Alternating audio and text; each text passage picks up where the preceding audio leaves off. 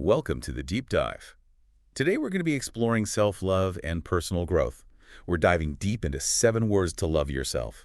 It's by Teru Nakashima. He's a renowned self-esteem expert in Japan, and he's helped thousands of people boost their confidence through his unique approach to self-affirmation. Yeah, his work is really fascinating. He uses these simple, everyday phrases, almost like mantras, to rewire our thinking and cultivate a stronger sense of self-worth. Kind of like planting these seeds of positivity that blossoms into greater self-love. I like that analogy. The first phrase that really stood out to me was "good job." It seems so basic, almost too simple, right? But Nakashima argues that we don't acknowledge our efforts enough. Yeah. Do you ever feel like that? Like you're so focused on the end goal that you forget to appreciate the steps you're taking to get there? Oh, totally. I think it's easy to get caught up in the pursuit of perfection and overlook the importance of celebrating our efforts. Nakashima compares it to learning to walk as a child. We stumble and fall countless times, but we keep trying, and eventually we take those first steps. Each attempt, even the wobbly ones, is a victory worth celebrating.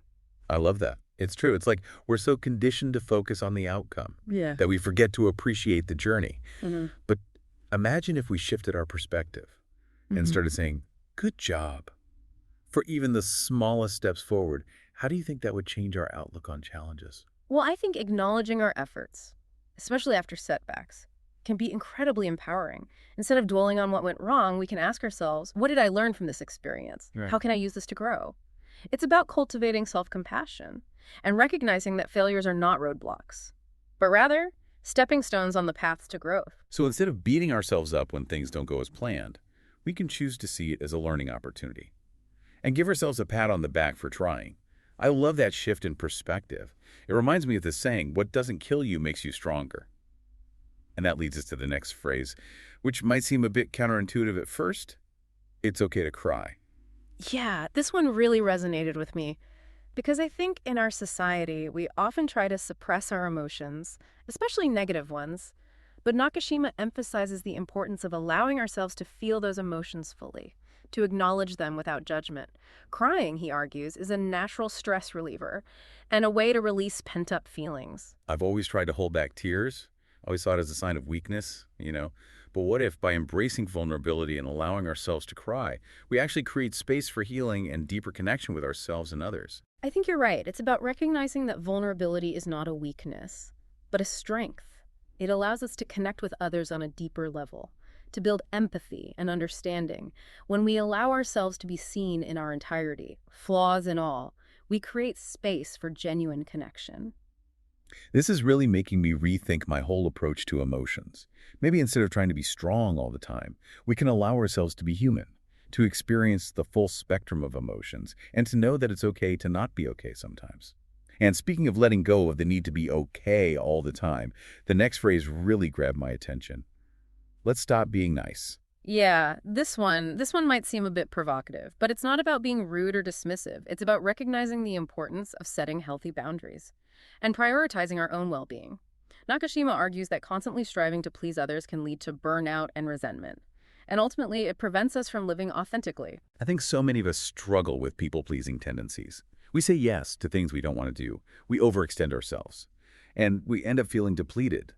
But what if saying no is actually an act of self-love? What if it allows us to protect our energy and show up more fully in the areas of our lives that truly matter? It's about understanding that we can't pour from an empty cup. If we're constantly giving our time and energy to others without replenishing ourselves, we'll inevitably burn out. Let's stop being nice is a call to prioritize our own needs and to recognize that taking care of ourselves is not selfish, but essential. It's about setting boundaries so that we can show up as our best selves in our relationships and in all areas of our lives. This is such a powerful reminder, and it actually connects beautifully to the next phrase, which encourages us to embrace our true selves. It's okay to be yourself. Absolutely. It's about recognizing that perfection is an illusion. What makes us truly unique and lovable are our imperfections, our quirks, the things that make us who we are. When we try to conform to some ideal version of ourselves, we deny ourselves the joy of being authentically us. I think we often put so much pressure on ourselves to be perfect, Mm. to fit in, to be what others expect us to be. But what if the greatest gift we can give ourselves is to embrace all parts of ourselves, both the light and the shadow? Right. It's about recognizing that our flaws don't diminish our worth. In fact, our imperfections can be our greatest strengths. They can make us more relatable, more compassionate, and more human. So instead of hiding our flaws, we can choose to see them as part of our unique tapestry. The threads that weave together to create the masterpiece that is each and every one of us. That's a beautiful way to look at it. And speaking of embracing all parts of ourselves, the next phrase reminds us to acknowledge our efforts, even when the outcome isn't what we hoped for. Don't dismiss your hard work. Oh, this is such an important reminder. Especially when we're facing setbacks, it's easy to get discouraged when things don't go our way and to dismiss all the effort we put in. But Nakashima encourages us to recognize that the journey is just as important as the destination. It's like that saying, it's not about winning or losing, it's about how you play the game. Even if we don't achieve the desired outcome, the effort we put in, the resilience we show, the lessons we learn, those are all things to acknowledge and celebrate. Exactly. Think about it this way. Imagine a sculptor working on a piece of art. They chisel away at the stone, they refine the details, they pour their heart and soul into it.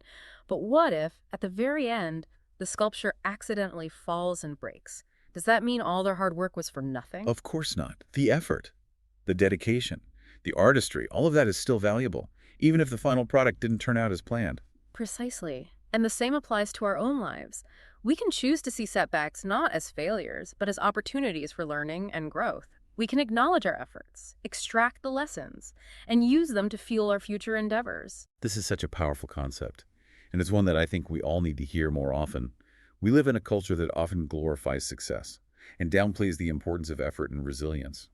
But true growth comes from embracing the entire journey, the ups and the downs, the triumphs and the setbacks. It's about shifting our focus from the outcome to the process, to find joy and meaning in the journey itself, and to recognize that every experience, whether we perceive it as a success or a failure, contributes to our growth and shapes who we become. That's a beautiful way to look at it, and it leads perfectly to the next phrase, which is all about cultivating self-belief. The next time I'll succeed. Yeah.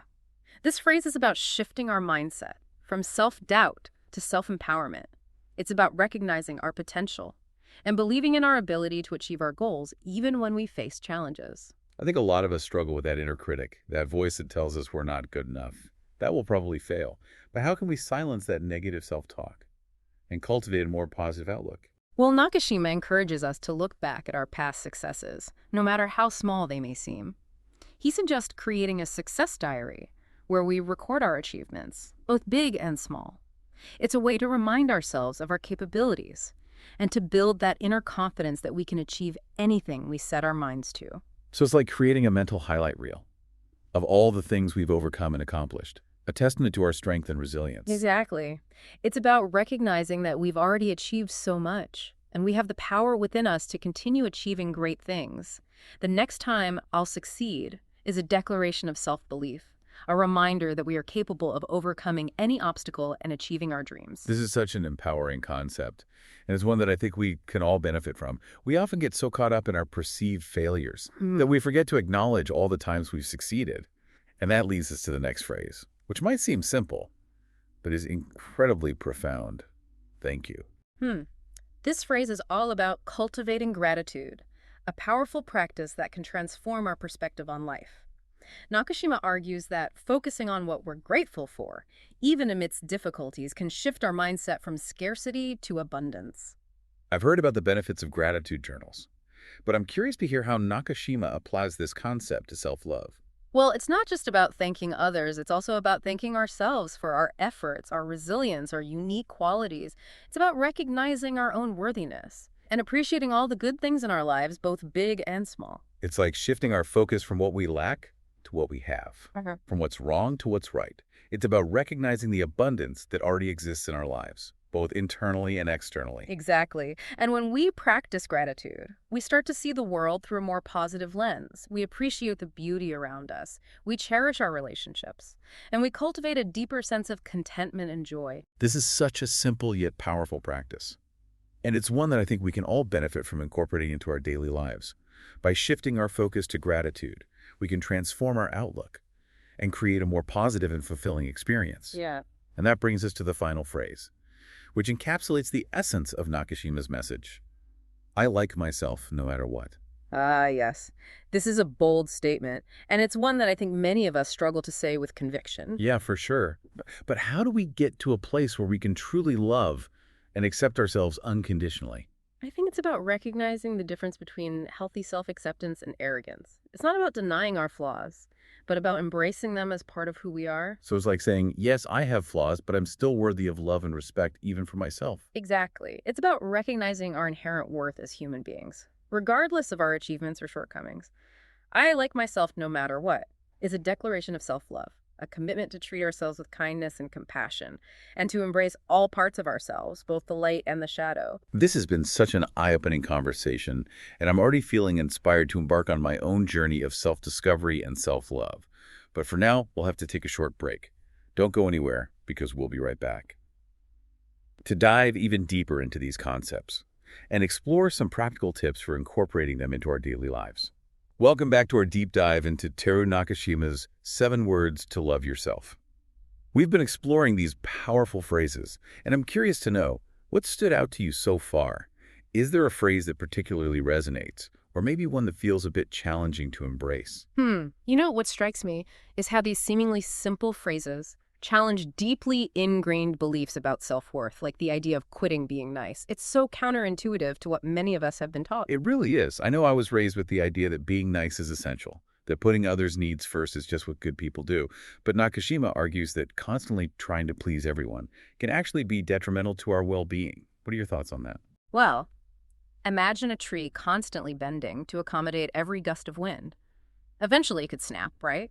Similarly, if we're constantly twisting ourselves into knots trying to please everyone, we risk losing our sense of self and our ability to set healthy boundaries. That's a powerful analogy.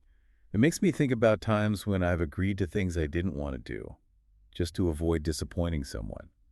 But then I end up feeling resentful or burned out. Have you ever experienced that? Oh, absolutely. And that's where the idea of quitting being nice comes in. It's not about becoming unkind or inconsiderate. It's about recognizing that it's okay to prioritize our own needs and to say no when something doesn't align with our values or our well-being. It's almost like giving ourselves permission to be our own advocates, Yeah. to recognize that our needs and desires are just as valid as anyone else's. Exactly. And by setting boundaries, we create space for more authentic and fulfilling relationships. We're no longer trying to fit ourselves into a mold that doesn't suit us. This is making me realize that setting boundaries is not about being selfish, but about being self-aware. It's about understanding what we need to thrive and having the courage to honor those needs, even if it means sometimes disappointing others. And you know, this idea of honoring our needs connects back to the phrase, good job. It's about acknowledging our efforts and celebrating our progress, even when it's not perfect. Because let's be honest, perfection is an illusion, and constantly striving for it can be exhausting. But when we shift our focus to celebrating our efforts, we create a more supportive and encouraging inner dialogue. Yeah, it's like we're becoming our own cheerleaders, recognizing and appreciating our strengths and our resilience. And isn't that a key part of self-love? To be able to see ourselves with kindness and compassion, even when we make mistakes or fall short of our own expectations. Absolutely. Nakashima's work is all about cultivating that inner acceptance and recognizing that we are worthy of love and respect, just as we are. And that brings us to another phrase that encourages us to embrace our imperfections. It's okay to be yourself. Hmm.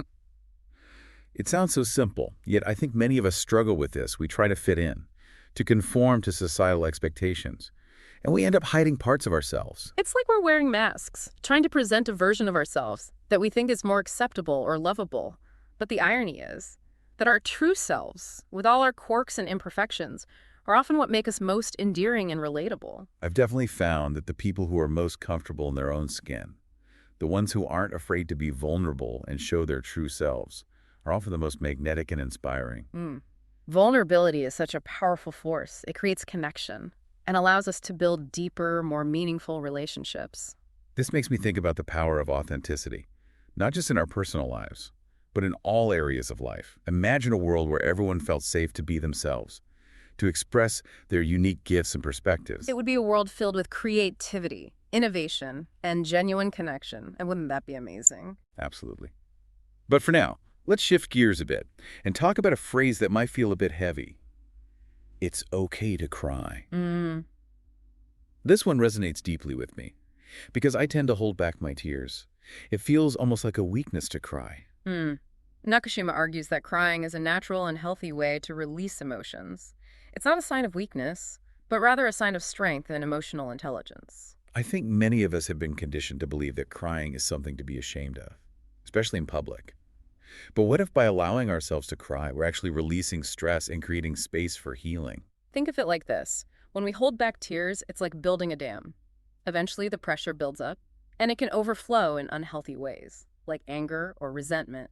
That makes so much sense. It's like we're trying to contain something that needs to be released. Yeah. And by allowing ourselves to cry, we're letting the dam break, allowing those emotions to flow through us. Exactly. And just like a river carves its path through the landscape, our tears can help us navigate the ups and downs of life, shaping us into stronger, more resilient individuals. This is such a powerful reframing of something that's often seen as negative. Maybe instead of trying to suppress our tears, we can see them as a cleansing and healing force. It's about giving ourselves permission to feel our emotions fully, to be present with them, and to know that it's okay to not be okay sometimes. And this idea of allowing ourselves to feel our emotions fully connects back to the phrase, don't dismiss your hard work. It's about acknowledging our efforts and recognizing the value of our experiences, even when they don't lead to the desired outcome. Exactly. It's about recognizing that every experience, whether we perceive it as a success or a failure, contributes to our growth and shapes who we become. And when we dismiss our hard work, we're essentially dismissing a part of ourselves. It's like saying that our efforts don't matter, that the journey isn't as important as the destination. But what if we shifted our perspective and started celebrating every step we take, every obstacle we overcome, every lesson we learn? It's about reframing our definition of success. It's not just about reaching the finish line. It's about the courage it took to start the race, the perseverance we show along the way, and the wisdom we gain from every experience. This is so inspiring. It's about recognizing that we are all works in progress, and every experience, every effort contributes to the masterpiece that is our lives. And, this idea of recognizing our own worth and potential connects beautifully to the phrase, the next time I'll succeed. It's about cultivating a mindset of self-belief and recognizing our ability to achieve our goals, even when we face challenges. Exactly. It's about shifting our inner dialogue from self-doubt to self-empowerment. It's about believing in ourselves, even when things get tough, and trusting that we have the strength and resilience to overcome any obstacle. I think many of us struggle with that inner critic, that voice that tells us we're not good enough, that we'll probably fail. But what if we could silence that negative self-talk and replace it with a more supportive and encouraging voice? It's about becoming our own best friend, cheering ourselves on, and recognizing that we are capable of achieving anything we set our minds to. The next time I'll succeed is a declaration of self-belief, a reminder that we have the power within us to create the life we desire. This is such a powerful concept. Yeah. And it's one that I think we can all benefit from embracing. It's about recognizing our own potential and trusting in our ability to navigate the challenges and triumphs of life. But for now, we'll have to pause our deep dive here. Join us in part 3, as we explore the final 2 phrases, thank you, and I like myself no matter what, and delve into practical tips for incorporating these transformative principles into our daily lives. Welcome back to the deep dive. We're wrapping up our exploration of Teru Nakashima's 7 words to love yourself. And I don't know about you, but I'm already feeling a shift in my mindset just from discussing these phrases. Yeah, it's amazing how powerful words can be, especially when we use them intentionally to cultivate self-love and acceptance. Absolutely. And today we're diving into the final 2 phrases, starting with, thank you. Now, this might seem like a simple phrase, but Nakashima argues that cultivating gratitude can be truly transformative. When we focus on what we're grateful for, it shifts our perspective from scarcity to abundance. Instead of dwelling on what we lack, we start to appreciate the good things in our lives, both big and small. It's like that saying, gratitude turns what we have into enough. And I've definitely noticed that. When I take time to appreciate the good things in my life, I feel more content and less stressed. Exactly. And Nakashima emphasizes that gratitude is not just about thanking others. It's also about thanking ourselves. It's about acknowledging our efforts, our resilience, and our unique qualities. So it's about recognizing our own worthiness and appreciating all the amazing things we bring to the table. Precisely. It's like giving ourselves a pat on the back for showing up, for doing our best, for being uniquely us. I love that. And I think it ties in beautifully with the final phrase, which is perhaps the most powerful of them all. I like myself, no matter what. Ah, yes. This phrase is the ultimate expression of unconditional self-acceptance. It's about embracing all parts of ourselves, the light and the shadow, the strengths and the weaknesses. It's like saying, I'm perfectly imperfect, and that's okay. Exactly. It's about recognizing that our flaws don't diminish our worth. In fact, they often make us more relatable and endearing. It's like those cracks in a Japanese kintsugi bowl, the ones that are filled with gold. Those imperfections don't make the bowl less beautiful. They actually enhance its beauty and make it more unique. That's a perfect analogy. And when we embrace our imperfections, we free ourselves from the pressure to be perfect, and we open ourselves up to the possibility of true self-love. It's about recognizing that we are worthy of love and respect, just as we are, flaws and all. And that, I think, is the essence of Nakashima's message. It's about cultivating a deep and unwavering sense of self-love that allows us to navigate the ups and downs of life with grace, resilience, and authenticity. This has been such an inspiring deep dive, and I'm walking away with so many valuable insights. For our listeners, I encourage you to pick up a copy of Teru Nakashima's 7 Words to Love Yourself. It's a quick read, but it's packed with wisdom that can truly transform your relationship with yourself. And remember, self-love is a journey, not a destination. Be patient with yourself. Celebrate your progress. And keep practicing these phrases. The more you embody these principles, the more you'll experience the transformative power of self-love. Thank you so much for joining us on this deep dive. We hope it's inspired you to embark on your own journey of self-discovery and personal growth. Until next time, keep diving deep.